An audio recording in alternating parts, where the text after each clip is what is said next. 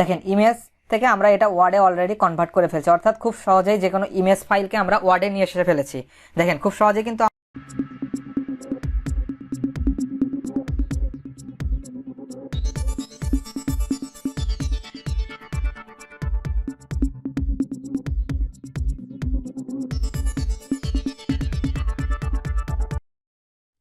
আসসালামু আলাইকুম, টেকটাইমসবিডি এর পক্ষ থেকে আপনাদের সবাইকে জানাই স্বাগতম। আজকে আমরা শিখব কিভাবে একটি জেপিইজি ফাইল অর্থাৎ ইমেজ ফাইলকে আমরা ওয়ার্ডে কনভার্ট করতে পারি এবং ওয়ার্ডে কনভার্ট করার পর ফাইলটিকে আমরা কিভাবে এডিট করতে পারি। অর্থাৎ যে কোনো ছবিকে আমরা ওয়ার্ডে কনভার্ট করব এবং ওই ছবির কোনো কন্টেন্টে যদি ভুল থাকে বা এডিট করার প্রয়োজন হয় কিভাবে আমরা সেটা এডিট করব, এই কাজটি আজকে আমরা শিখব।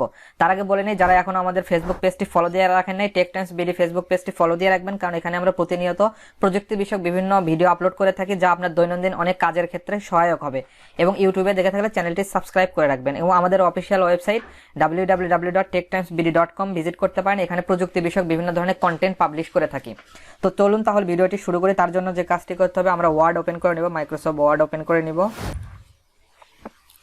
মাইক্রোসফট ওয়ার্ড ওপেন করে নেওয়ার পরে আমরা যে কাজটি করব, আমাদের ওয়েবসাইট TechTimesBD.com, এখানে আমরা যে কাজটি করব সেটা হলো আমরা একটা ইমেজ নিব, অর্থাৎ যে ইমেজ ফাইলটিকে আমরা ওয়ার্ডে কনভার্ট করতে চাচ্ছি সেই ইমেজটা নিব। সাপোজ আমরা ইনসার্টে ক্লিক করে একটা ইমেজ নিব, পিকচার নিব। আমরা ডেস্কটপ থেকে একটা পিকচার নিয়ে নিই, সাপোজ এই পিকচারটা নিলাম। আচ্ছা, আমরা একটা ইমেজ নিলাম। দেখেন এটা কিন্তু একটা ইমেজ, আমি আবারও দেখাই নেই। দেখেন এটা কিন্তু একটা ইমেজ। তো আমরা চাচ্ছি যেটা ইমেজটাকে আমরা এটা আমরা এডিট করতে পারবো না। দেখেন এটা ইমেজ, যার কারণে এডিট করতে পারবো না। তো তার জন্য যে কাজটি করতে হবে, এই ফাইলটাকে আমরা সেভ দিয়ে নেই। ফাইলটাকে আমরা সেভ দিয়ে নেই। সেভ দেওয়ার ক্ষেত্রে আমরা ফাইলটার ফরম্যাট দেব পিডিএফ, অর্থাৎ ইমেজটাকে আমরা ওয়ার্ডে নিয়ে পিডিএফ এ সেভ করে নিব। তো এটা দিলাম, আমরা ইমেজ লিখলাম, ইমেজ। তার আগে আমরা যে কাজটি করি, আমরা পিডিএফ এ সেভ করব। পিডিএফটা সিলেক্ট করে নেই, নেওয়ার পরে আমরা যেটা করব, ইমেজ নামে এই ফাইলটিকে আমরা পিডিএফ আকারে সেভ করে নিলাম। ঠিক আছে, নেওয়ার পর দেখেন এটা একটা পিডিএফ এ সেভ হয়ে গেছে। এটা আমরা কেটে দিলাম। দেখেন আপনাদের সুবিধার্থে আমি সবকিছু আবার নতুন করে কেটে দিচ্ছি। ফাইলটা কেটে দিলাম, ওয়ার্ডটা কেটে দিলাম। ঠিক আছে, এখন যে কাজটি করব, আমরা আবার ওয়ার্ডে চলে যাব। ওয়ার্ডে চলে যাওয়ার পরে এখানে আমরা ওয়ার্ড ওপেন করলাম। মাইক্রোসফট ওয়ার্ড ওপেন করার পরে এইখান থেকে আমরা চলে গেলাম। দেখেন এখন যে কাজটি করব, আমরা ফাইলে চলে যাব। ফাইলে চলে যাওয়ার পরে আমরা যে কাজটি করব, ওপেনে চলে যাব। ফাইল থেকে ওপেন থেকে ব্রাউজে চলে গেলাম। ব্রাউজে যাওয়ার পরে আমরা যেখানে ফাইলটি সেভ করে রাখছি, দেখেন এই যে ইমেজ পিডিএফ, দেখেন এখানে দেখা যাচ্ছে ইমেজ পিডিএফ। আমরা ইমেজ পিডিএফটাকে সিলেক্ট করলাম। সিলেক্ট করার পরে এখানে আমরা ওপেন করলাম। এটা আমরা ওকে করে দিলাম।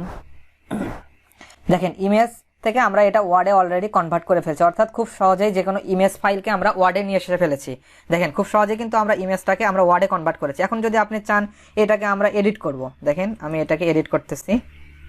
এখানে আমরা দিলাম TechTimesBD। এখন আপনি আপনার মন মতো এখানে আপনি এগুলো ছোট বড় বা যে কোনো এডিট কারেকশন থাকলে এগুলো আপনি করতে পারেন। তো এভাবেই খুব সহজে যে কোনো ইমেজ ফাইলকে আপনি ওয়ার্ডে কনভার্ট করতে পারেন এবং কনভার্টকৃত ওয়ার্ড ফাইলটিকে আপনি আপনার মতো করে এডিট করতে পারেন।